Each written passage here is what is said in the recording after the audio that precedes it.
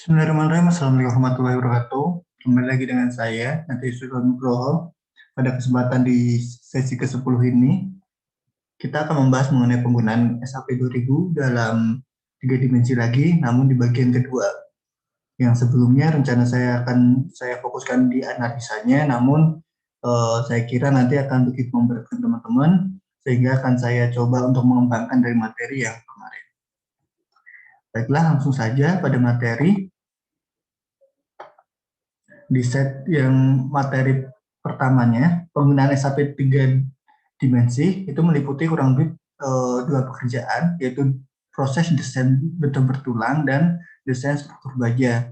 Di mana untuk desain beton bertulang sendiri, di sini memiliki penampang pada struktur beton bertulang khususnya oleh SAP 2000 yang dilakukan secara interaktif berdasarkan desain code internasional seperti ACI, ASTO, BS, CSA, Eurocode, dan NZS.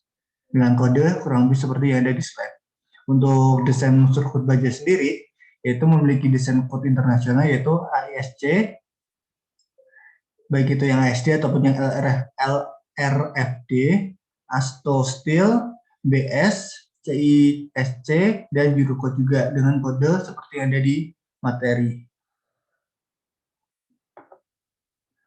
Nah, kita langsung saja untuk sedikit membahas mengenai proses desain beton bertulang, khususnya untuk di Indonesia sendiri, itu menggunakan SK SNI T159103 atau yang terbaru yaitu 032847 tahun 2002, yang ini masih sering digunakan oleh beberapa konsultan perencana dalam perencanaan struktural gedung menggunakan SAP ini. Nah, oleh karena itu, di peraturan yang ada di Indonesia ini akan mengacu pada peraturan ACI tadi. Maka program SAP-nya masih dapat digunakan untuk perencanaan menurut SNI yang sesuai dengan adanya penyesuaian pada strength reduction factor yang berlaku di SNI, yaitu untuk lenturnya yaitu 0,8, gesernya 0,6, aksial dengan tulangan sengkangnya 0,65, dan aksial dengan tulangan spiralnya yaitu 0,7. Nanti bisa teman-teman setting di dalam SAP teman-teman kurang lebih seperti yang ada di tampilan di slide ini. Untuk mengakses concrete design code ini dapat dilakukan dengan perintah option, lalu pilih preference, dan concrete. Dan untuk baja nanti berarti yang skillnya. Dalam mendesain SAP 2000 perlu informasi khusus apakah suatu elemen dari frame itu akan didesain sebagai balok atau kolom, dengan catatan bahwa gaya-gaya yang bekerja pada balok adalah mengentur dan geser, sedang untuk kolom yaitu gaya aksial. Nah, langsung saja kita fokus ke proses pendesainan balok. Di mana pada desain balok ini, saat menggunakan program SAP 2000, kita perlu menghitung dan melaporkan luas tulangan baja yang diperlukan untuk momen lentur dan gaya geser pada sumbu mayor atau sumbu kuat berdasarkan nilai ekstrim dari berbagai kombinasi beban yang telah ditetapkan. Untuk tulangan geser pada balok, tahapan perhitungan yang dilakukan meliputi pekerjaan gaya geser yang ditahan oleh beton atau disimbolkan dengan visi, kemudian menghitung gaya geser yang harus ditahan oleh tulangan geser atau VS dan menampilkan jumlah tulangan geser yang diperlukan. Nah, di sini perlu teman-teman sedikit pahami juga. Di sini kita fokusnya ke desain beton bertulang. Namun kenapa di sini ada kita memasukkan kata-kata tulangan baja? Karena kita kembali lagi di sinilah desain beton bertulang, yang dimana di dalam betonnya pasti ada tulangan yang berbentuknya biasanya itu dari besi atau juga bisa dari baja. Ini juga disebut dengan beton komposit. Nanti teman-teman akan mempelajari di mata kuliah yang berkaitan seperti struktur beton, struktur baja, dan lain-lain. Oke, kita lanjut ke materi. Nah, untuk selanjutnya untuk desain kolomnya sendiri, pada kolom prosedur perencanaan SAP 2000 meliputi yang pertama itu penyusunan diagram interaksi, gaya aksial, dan momen biaksialnya. yang kurang lebih ilustrasikan oleh gambar yang ada di samping kanan ini. Selanjutnya itu proses pengecekan kapasitas kolom terhadap gaya, aksial, dan momen per faktor berdasarkan kombinasi beban yang paling menentukan. Dan yang akan dilaporkan oleh SAP kurang lebih seperti berikut. Yang pertama, jika tulangan belum ditentukan oleh perencana, SAP melaporkan jumlah tulangan dalam kurung atau jumlah gaya longitudinalnya yang diperlukan yang akan menghasilkan rasio kapasitas kolom, yaitu 1. Yang kedua, jika tulangan telah ditentukan, SAP melaporkan besarnya rasio kapasitas kolomnya saja. Yang ketiga, prosedur perencanaan desain kolom dengan SAP ini adalah desain tulangan geser yang prosedurnya sama dengan desain tulangan geser pada balok. Hanya saja gaya aksial tekan akan meningkatkan kapasitas geser kolom dan sebaliknya untuk gaya aksial tarik. Akibat beban yang bekerja pada desain balok dan desain kolom di atas yang termasuk yaitu beban mati dan beban hidup, pada bangunan tinggi dapat timbul beberapa momen sekunder akibat defleksi lateral, khususnya pada kolom yang langsing. Kejadian ini disebut dengan efek P delta.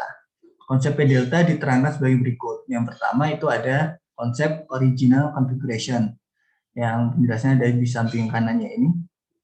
Dan yang kedua ada deformate configuration. Lalu ada moment in original configuration tanpa P delta dan moment for tensile load P with P delta.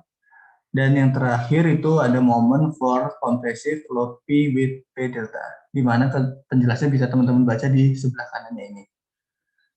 Cara mengerti P delta pada analisis dengan perintah yaitu klik analyze, set option, lalu klik atau berikan tanda checklist centang pada input P data, lalu akan muncul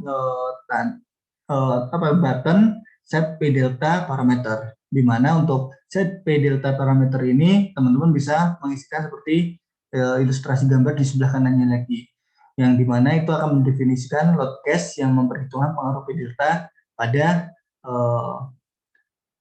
desain beton bertulang yang akan kita buat nantinya. Ya, mungkin dalam beberapa pemahaman sebenarnya ini terlalu lompat jauh karena teman-teman harusnya mempelajari dulu mengenai struktur beton, mekanika teknik, dan analisa struktur. Teman-teman harus benar-benar terlebih dahulu agar bisa memahami penjelasan ini secara detail. Nantilah akan teman-teman coba kuasai lagi saat materi di mata kuliah tersebut teman-teman ambil.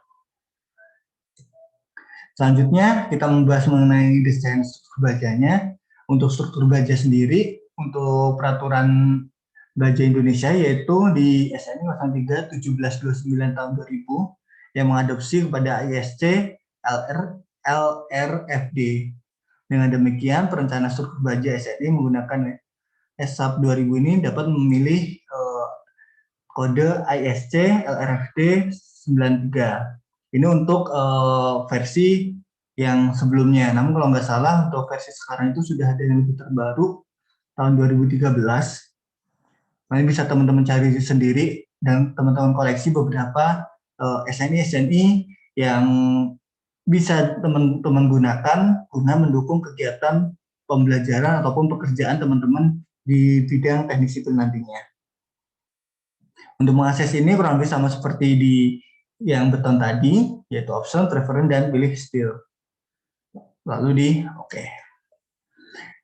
pada desain struktur baja di sini, beberapa hal yang perlu diperhatikan antaranya adalah panjang elemen dan pertambatan lateral, di mana untuk panjang elemen ini berpengaruh terhadap kelangsingan batang dan juga kestabilan terhadap lenturnya.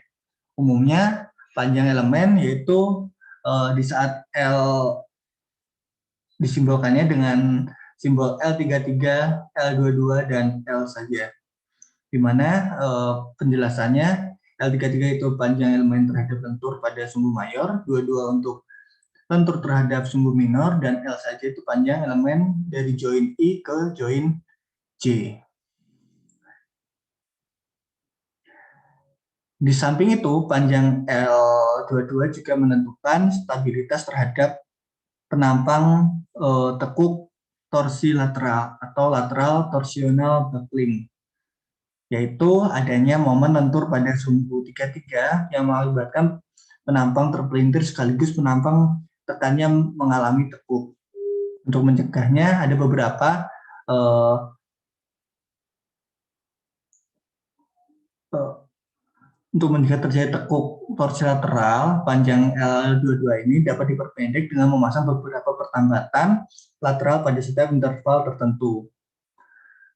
Selanjutnya yaitu adanya pengaruh perhitungan rasio kapasitas, di mana untuk perhitungan rasio kapasitas ini yang terjadi pada penambang terhadap gaya aksial atau momen biaksial yang diperoleh dari SAP 2000 ini dapat dilakukan menurut tahapan sebagai berikut, yaitu menghitung gaya atau momen aktual pada batang berdasarkan setiap kombinasi beban yang diaplikasikan, menghitung kapasitas dari batang yang bersangkutan, menghitung rasio kapasitas batang akibat pengaruh dari setiap kombinasi beban tersebut. Jika rasio kapasitasnya lebih dari 1, berarti kapasitas penampang itu terlampaui. Dan desain baja menurut ISC LRFP 93 akan memperhitungkan beberapa rasio kelangsingan pada batang tekan dan batang tarik.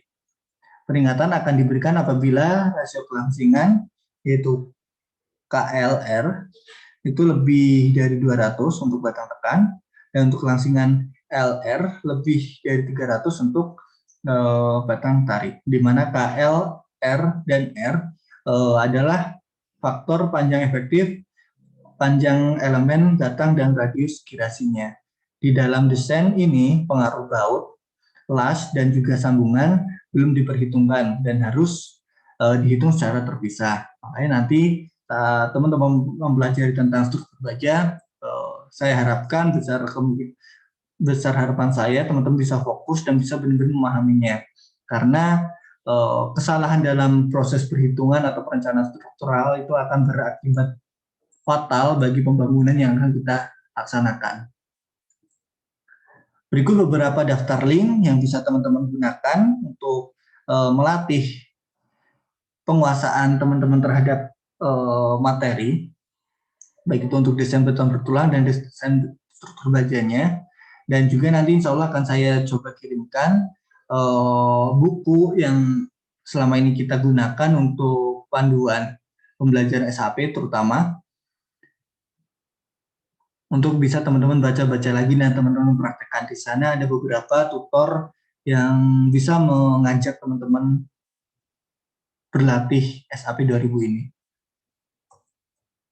Dan untuk tugasnya di sesi 10 kali ini tidak akan sesuai dengan materi, karena ada beberapa keperluan guna meningkatkan kualitas jurnal Prodi Teknik Sipil, yaitu nama jurnal yaitu JTESLink, yaitu Jurnal Teknik Sipil dan Lingkungan, di mana untuk akses linknya itu yang ada di slide ini, yaitu https://testlink.nusaputra.ac.id, dan teman-teman wajib membuat akun pribadi JTESLink teman-teman masing-masing, lalu screenshot bukti yang teman-teman telah mendaftarkan akunnya, dan satukan hasilnya itu di file tugas yang akan teman-teman upload di AppLink.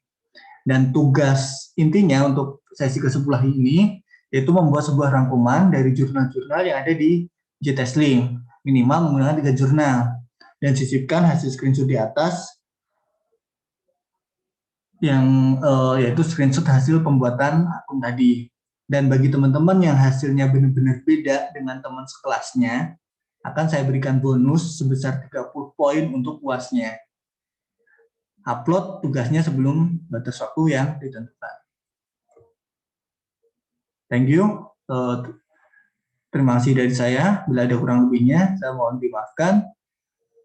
Bila ada pertanyaan atau apa, bisa teman-teman tanyakan langsung via WA group atau secara chat pribadi. Sekian dari saya. Saya Nazir Nugroho mohon undur diri. Bila taufiq hidayah. Wassalamualaikum warahmatullahi wabarakatuh.